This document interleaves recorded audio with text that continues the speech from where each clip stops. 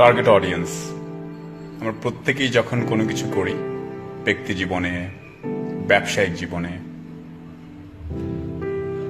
উদ্দেশ্য থাকে। কাদের উদ্দেশ্যে বলছি বা কাকে কেন্দ্র করে, কাদেরকে আমরা আমাদের এই কথাগুলো বলতে চাচ্ছি। সো টার্গেট অডিয়েন্স হচ্ছে একটা বড় ব্যাপার।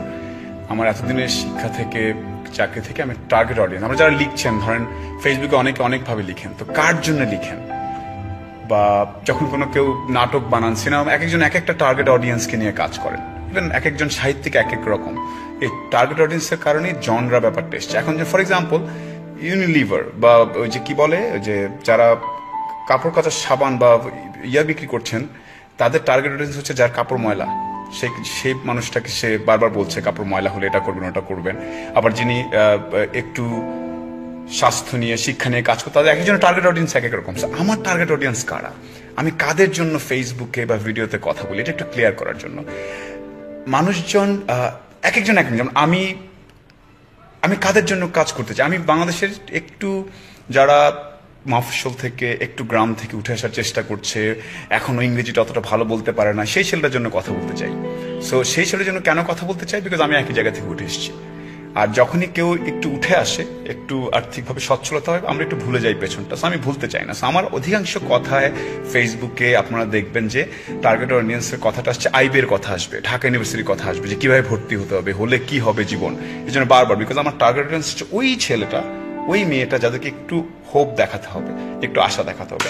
এখন এই জন্য আমার টার্গেট অডিয়েন্স এমন একটা ছেলে যে এখনো জানে না যে গাড়ির সিট বেল্ট মানে কি, কারণ সে কখনো প্রাইভেট গাড়িতে উঠে নাই। আমি ওকে আসলে আমার ছবি দেখবেন, আমার এখানে অনেক ছবির মধ্যে আমি গাড়ির সিট বেল্ট পরে দেখাচ্ছি, এটা দেখবেন।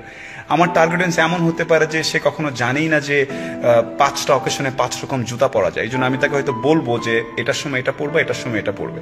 এখন যার এই জুতো, আমি হয়তো তাকে বোঝাবো যে তোমার আসলে 5 রকম 5টা জুতা হয়, আউটডোর, ইনডোর, পার্টি, নানান রকম জুতা হয়। সে হয়তো জানেই না লোফার মানে একটা জুতা। আমি তাকে ইচ্ছা করে দেখাবো।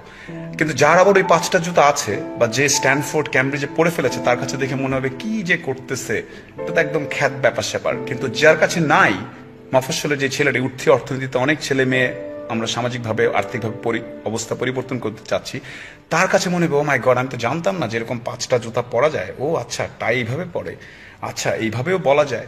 সো এই জিনিসগুলো বলা উচিত আমাদের। বিকজ আমি যখন বিভিন্ন অনুষ্ঠানে যাই, বিভিন্ন জায়গায় আমি স্কিল ডেভেলপমেন্ট সেশনে যাই, তখন আমি এই কথাগুলো বলি। এখন অনেক কাছে জিনিসগুলো মনে হবে যে এগুলো বলার কি আছে, এটা কেউ জানে না নাকি, ও মাই গড, এটা কি কেউ এটা বলতে হয় নাকি?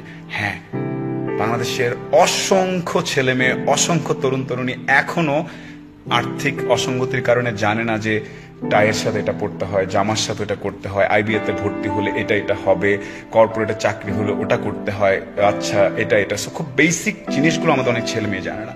সো এটাই হচ্ছে আমার টার্গেট অডিয়েন্স, আমার ভিডিও ব্লগস, আমার লেখালেখির ইত্যাদি ইত্যাদি। এটা হচ্ছে একটা টার্গেট অডিয়েন্স, যারা বাংলাদেশের শিক্ষিত হয়ে মধ্যবিত্ত ফ্যামিলি, নিম্ন মধ্যবিত্ত ফ্যামিলি থেকে একটু উঠে আসার চেষ্টা করছে।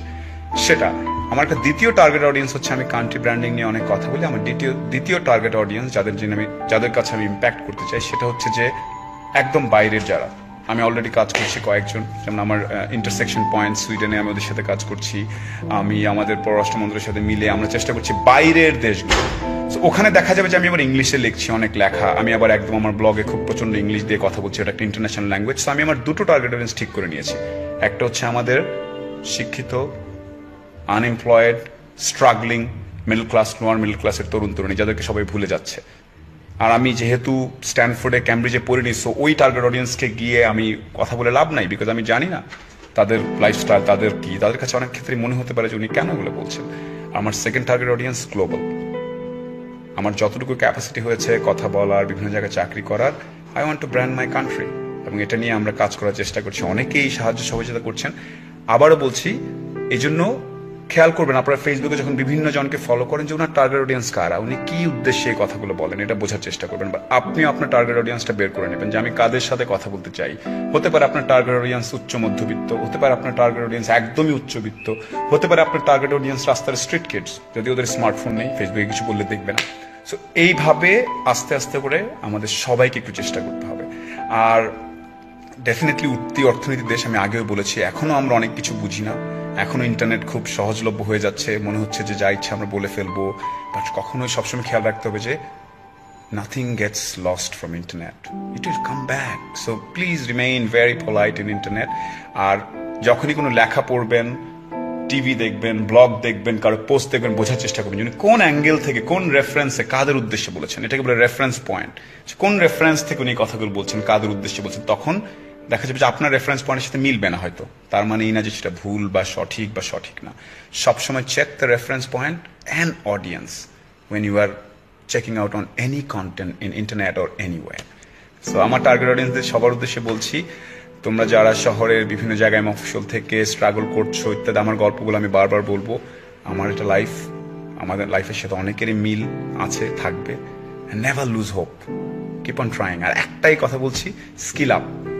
অনেকের কাছে মনে হবে কেন টাই নিয়ে, জুতা নিয়ে, কেন এটা নিয়ে কথা বলতে হবে, কেন ভালো ইংরেজি বলা নিয়ে শেখাতে হবে, এগুলো তো আমি জানি। অনেকে জানেই না যে ইংরেজি কিভাবে বলতে হয়।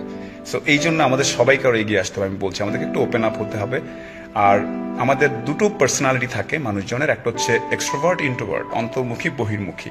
আমাদের সোসাইটিতে বহির্মুখী যারা এক্সট্রোভার্ট, যারা অনেক কথা বলেন, যারা অনেক কিছু শেয়ার করেন লাইফে, যারা অনেক এক্সট্রোভার্ট, তাদের সম্বন্ধে হয়তো অনেক সময় একটু কেমন জানি ধারণা আমরা ধরে নিয়েছি যে ওনারা একটু সবাই একটু চুপচাপ, এরকম গম্ভীর হলে ব্যক্তিত্ব, এটাও রং ধারণা। এক্সট্রোভার্টরাও ইকুয়ালি পার্সোনালিটি সম্পন্ন মানুষজন।